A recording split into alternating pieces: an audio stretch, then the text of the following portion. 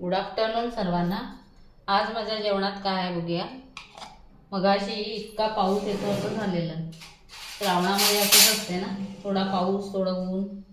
आम्हाला लहानपणी एक कविता होती, श्रावण मासी हर्ष मानसी हिरवळ दाटे चोहीकडे, क्षणात येते सरसर शिरवे क्षणात फिरणी ऊन पडे। असा हा पाऊस आणि उन्हाचा खेळ असा लपंडाव चालू असतोय। कवीने इतकं सुंदर वर्णन केलेलं आहे ना। पूर्वीच्या कविता अगदी मनाला लावून, म्हणजे मनाला चटका लावून नाही, अगदी म्हणजे निसर्गाचं हुबेहूब वर्णन कवीने आपल्या कवितेमध्ये उतरवलेलं। अगदी मन खुश व्हायचं त्या कविता गायल्या की, एक एक कविता। तर इथं मी केलेली आहे डाळ आणि हा भात।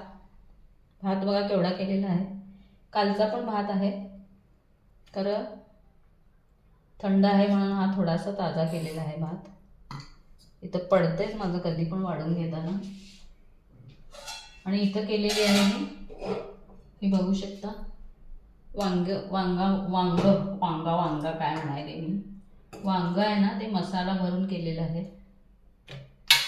आणि ती अशी कापून घेतलेली आहे, मोठी आहे म्हणून। आणि बरं झालं अशी कापली म्हणून, 2 वांगी आतून खिडकी होती, त्यामुळे अशी कापलेली होती म्हणून त्याचा फायदा पण झाला मला। हे मसाला घालून वांग केलेलं आहे, डाळ केलेली आहे।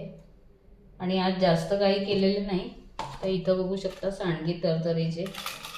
श्रावण महिना आहे ना, आता सांडगे पापड सगळे आठवतात।